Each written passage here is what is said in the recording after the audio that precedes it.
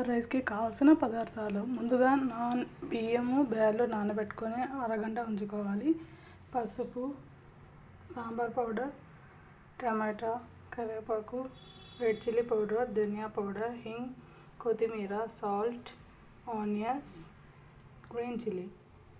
ముందుగా ప్యాన్ పెట్టుకోవాలి, కుక్కర్ పెట్టుకోవాలి, ఆయిల్ హీట్ చేసుకోవాలి. ఆయిల్ హీట్ అయినాక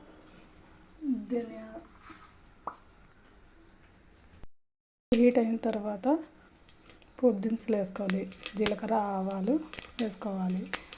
జీలకర్ర, ఆవాలు చిటపట ఆడిన తర్వాత ఆనియన్స్ వేసుకోవాలి. ఆనియన్స్ లైట్గా ఫ్రై అయిన తర్వాత గ్రీన్ చిల్లీ వేసుకోవాలి. ఇందులోనే కరివేపాకు వేసుకోవాలి.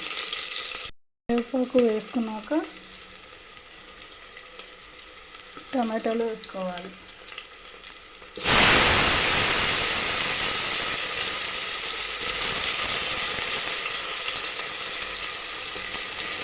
టమాటాలు కాస్త ఫ్రై అవ్వాలి.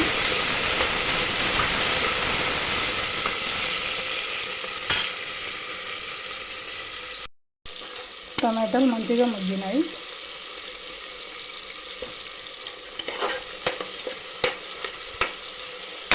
ఇందులోకి కొంచెం చింతపండు, నానబెట్టిన చింతపండు వేసుకోవాలి. పసుపు, సాంబార్ పౌడర్, తగినంత సాల్ట్, రెడ్ చిల్లీ పౌడర్, ధనియా పౌడర్, హింగ్.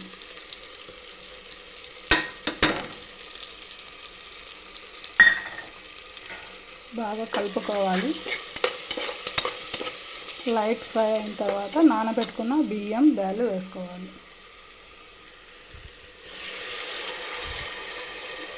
కంది బ్యాళ్ళు, బియ్యం. ఇది కొంచెం బాయిల్ అయిన తర్వాత కొంచెం కరివేపాకు వేసుకోవాలి. కరివేపాకు వేసుకున్నాక 3 విజిల్స్ వచ్చాక సర్వ్ చేసుకుంటే టేస్టీగా ఉంటుంది. దీంతో బూందీ కానీ లేదా ఎనీ ఫ్రైడ్ ఐటమ్స్ తింటే చాలా టేస్టీగా ఉంటుంది. ట్రై చేయండి. 1 కప్ ఆఫ్ రైస్కి 1.5 కప్ ఆఫ్ వాటర్ వేసుకోవాలి. రైస్ అనేది కనబియకూడదు, మొత్తం మ్యాష్ కావాలి.